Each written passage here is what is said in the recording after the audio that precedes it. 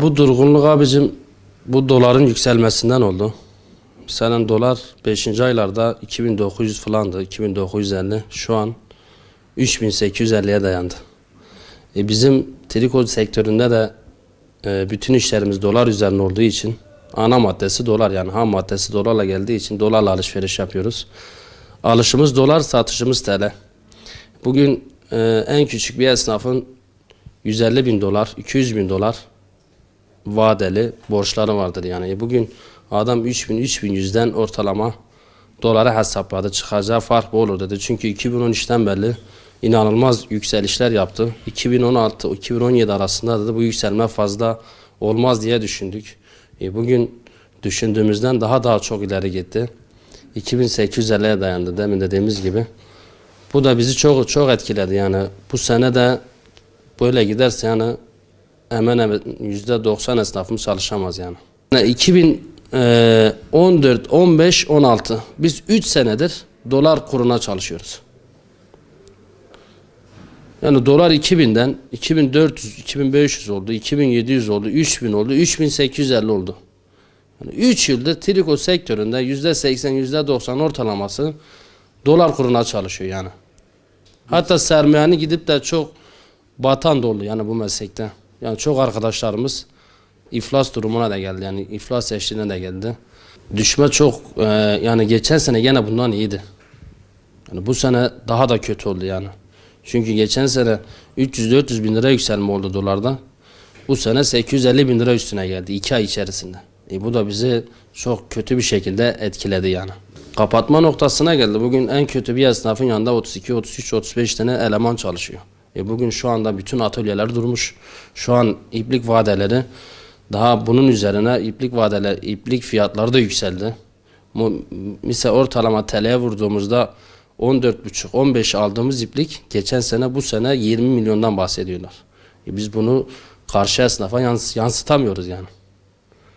O yüzden mecbur şu anda bekliyoruz yani.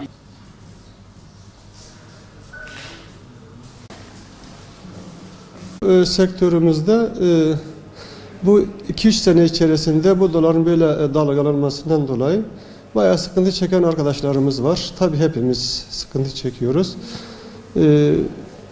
Dolarla alıp TL ile sattığımız için bayağı sıkıntımız var. Çekle veriyoruz. Bugün bütün tekstil genelde çekle çalışıyor. Doları aldığımızda dolar böyle yükselince ne oluyor? Bizim karımız gidiyor. Üstelik zarar ediyoruz.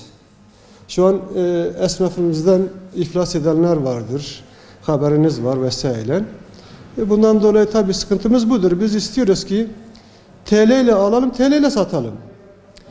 Böyle bir şey olursa sıkıntımız olmaz. Böyle olmadıkça esnafımız tek tek yaprak gibi dökülüp gidiyor. Her sene iflas eden arkadaşlarımız var.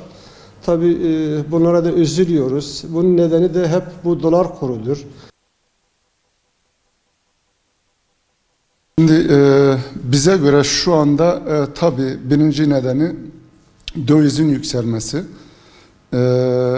Dövizin yükselmesi tabii bizim sektörümüzün genelde dövizle alışveriş yaptığımız için dövizin de böyle yükselmesi tabii haliyle bizi zor durumda bıraktı.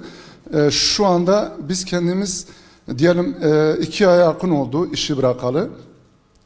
Şu anda çaba içindeyiz çalışmamız için ama hiçbir önümüzü göremiyoruz yani bu dövizden dolayı. Tabii bu döviz böyle yükselince genelde iş durgunluğu da yaşadı. Yani bizim müşterilerimizin elinde şu anda mal da satılmamış durumda duruyor. Bu satılmayınca da önümüzdeki sene için yani üretimi mecbur düşürmek zorunda kalıyoruz yani. Onun için şu anda durmuş vaziyetteyiz. Bizim de ne yapacağımızı bilmiyoruz.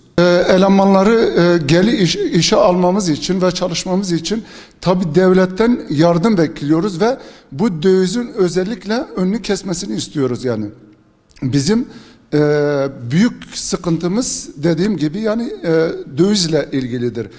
Bundan bir de fabrikalar, mesela iplik fabrikaları döviz yükseldiği halde bunu düşürmeyi düşünmüyorlar. İplik fiyatının yüksek olması, tabii doların da yüksek olması bu çalım sıkmamamızın bir nedenidir yani.